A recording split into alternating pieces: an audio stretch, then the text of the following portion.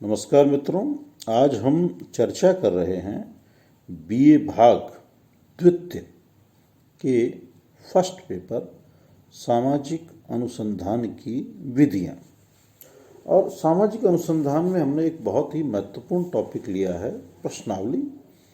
प्रश्नावली के परिप्रेक्ष्य में ये मेरी 7वीं मुलाकात है आपसे। और आज के इस वीडियो में मैं आपसे, जो पिछली बार मैंने आपसे चर्चा की थी कि 2 महत्वपूर्ण पत्र होते हैं, एक तो सहगामी पत्र और एक अनुगामी पत्र। सहगामी पत्र तो होता है अकम्पनिंग लेटर।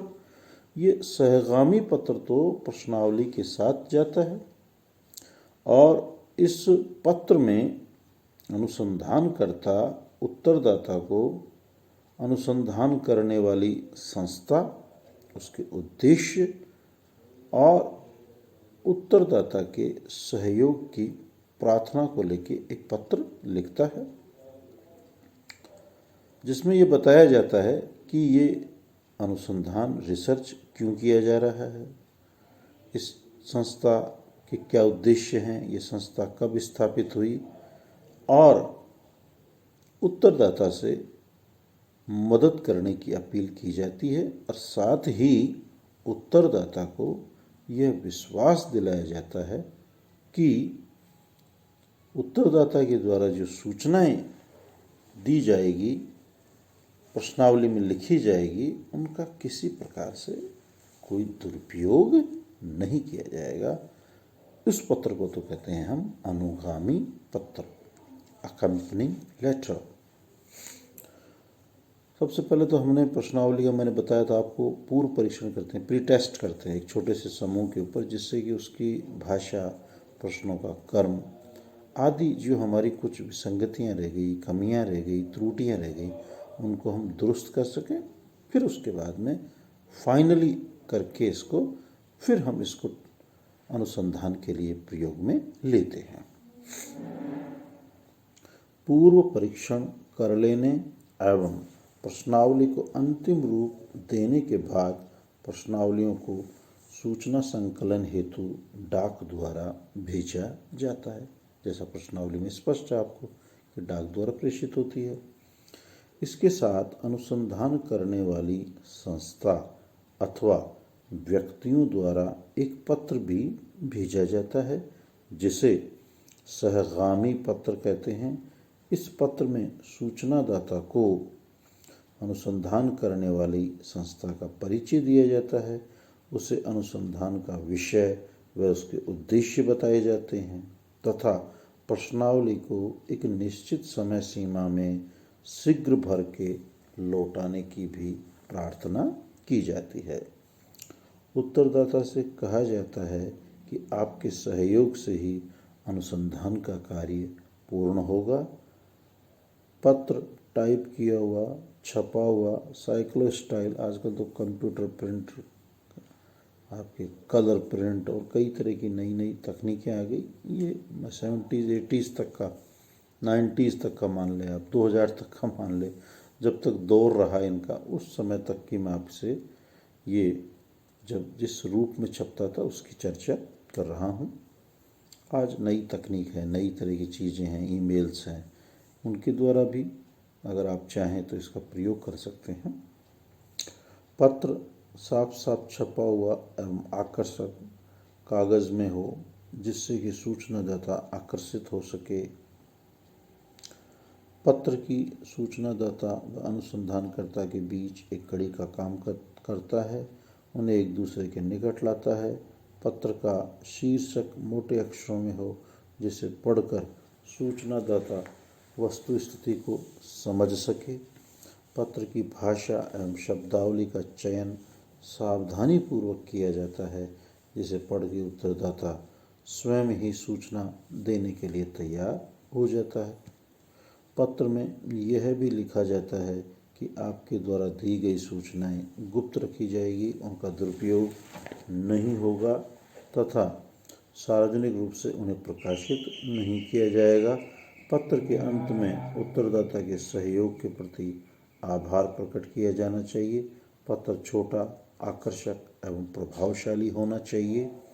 शीघ्र जवाब पाने के लिए सहगामी पत्र के साथ टिकट सहित जवाबी लिफाफा भी भेजा जाना चाहिए।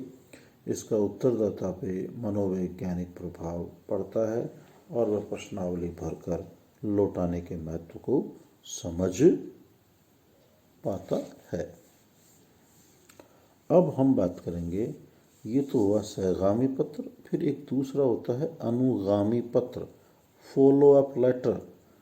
फॉलो अप लेटर की सामाजिक अनुसंधान में प्रश्नावली में हमें उस वक़्त ज़रूरत पड़ती है जब तय सीमा के उपरांत भी, कुछ समय बीत जाने के उपरांत भी उत्तरदाता अनुसंधानकर्ता को प्रश्नावली वापस नहीं भेजता, तो उसको पुनः स्मृति दिलाने के लिए जो पत्र लिखा जाता है उसे हम कहते हैं अनुगामी पत्र।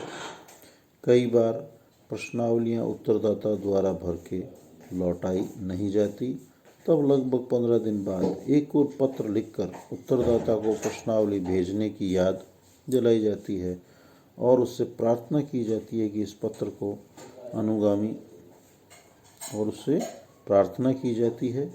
इसी पत्र को अनुगामी पत्र कहते हैं। लिंडसे ने अनुगामी पत्र भेजने की समय सूची भी बताई है। प्रथम अनुगामी पत्र 16 दिन के बाद, द्वितीय अनुगामी पत्र प्रथम पत्र के सप्ताह बाद, और साथ ही प्रश्नावली की एक प्रति और भी भेजी जानी चाहिए, क्योंकि पहली प्रश्नावली के खो जाने अथवा ख़राब हो जाने के कारण भी कई बार उत्तरदाता सूचना नहीं देता। और तृतीय अनुगामी पत्र द्वितीय पत्र के 2 सप्ताह बाद भेजा जाना चाहिए। फिर भी उत्तर प्राप्त न हो तो ऐसे सूचनादाता का नाम अध्ययन सूची से हटा दिया जाना चाहिए। कई बार तार एवं टेलीफोन के द्वारा भी उत्तरदाता को प्रश्नावली भरकर भेजने के लिए अपील की जा सकती है। ये आज हमने 2 बहुत ही महत्वपूर्ण, जिनकी अमूमन प्रश्न पत्र में चर्चा होती है, ऐसे इससे संबंधित प्रश्न आते हैं, वो मैंने आज आपको बताए, अनुगामी पत्र और सहगामी पत्र।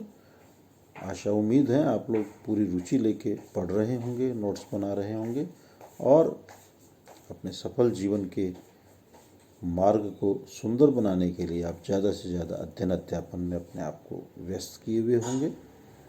मित्रों, राज्य सरकार ने BA भाग तृतीय के लिए महाविद्यालयों को खोल दिया है, जैसा आप लोग मीडिया अखबारों में देख रहे हैं।